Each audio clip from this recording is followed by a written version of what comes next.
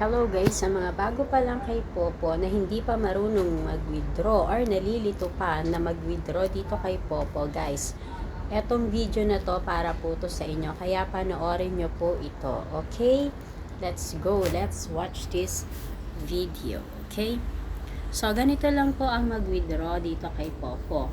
So, punta lang po tayo kay Popo Apps. Ayan, punta po tayo dyan and wait lang po natin habang naglo-loading po siya. And then, punta po tayo dyan sa points. Click natin yung points.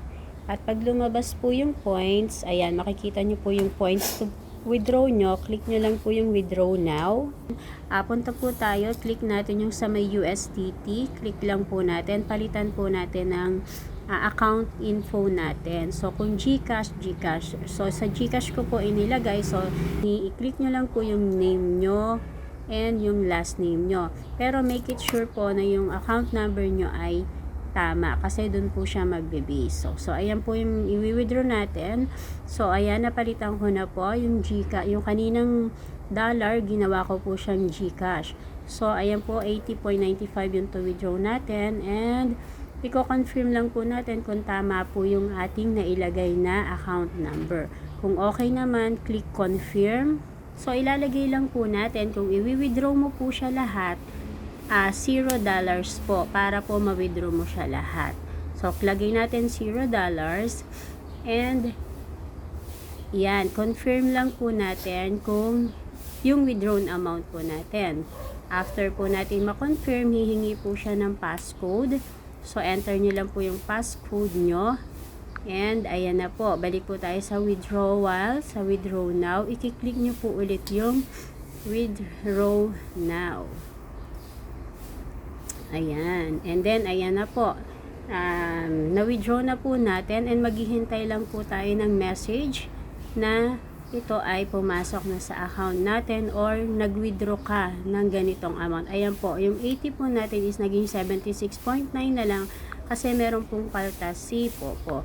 Ayan po, so intayin lang po natin na pumasok po ito sa GCash account natin. Bali, dalawang message po yung marireceive nyo. So, habang hinihintay natin, balik lang ako dito sa profile ko kasi may mga nakaupo dun sa party live ko, baka ma-log out. So, kailangan nandun lang yung ating Popo, naka-ready lang. So, habang hinihintay natin ang ating second message na pumasok na to sa ating GCash.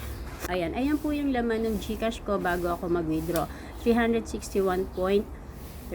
So, pag inintay natin lang yung isang message, nilagout ko lang din siya. Hintayin natin yung isang message. So, ayan, nandyan na yata yung ating isa pang message na confirmation na pumasok na nga ito sa ating GCash. Ayan. Anyway, dun po sa iba na hindi pa po Popo member, maglalagay po ako ng link sa baba and please i-click nyo po yung link and mag-register po kayo. And kung nakapag-register po kayo, i-message nyo na lang po ako para po malaman nyo kung paano po yung gagawin kay Popo. Ayan, dumating na po yung message natin. Ayan na. Yung ating amount to withdraw, transferred na daw po. Ayan na po siya. So, pag ganyan, na-transfer na po siya sa ating GCash.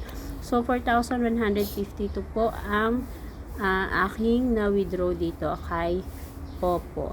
Ayan po. So, ganun lang po kadali ang mag-withdraw dito kay Popo. So, sa hindi pa po nakapag-register, hindi pa member kay Popo, mag-register na po kayo dito kay Popo. Ayan po. So, ganun lang po kadali and make it sure na mag-join na rin po kayo dito kay Popo. Ayan, para po for final po checking, ito po kung pumasok na sa ating GCash account. Ayan, enter lang natin yung password. Ayan, kanina 361 lang to, diba? So, ngayon 453, pinlas lang yung kanina. Ayan na po, yung 4,152 pumasok na po.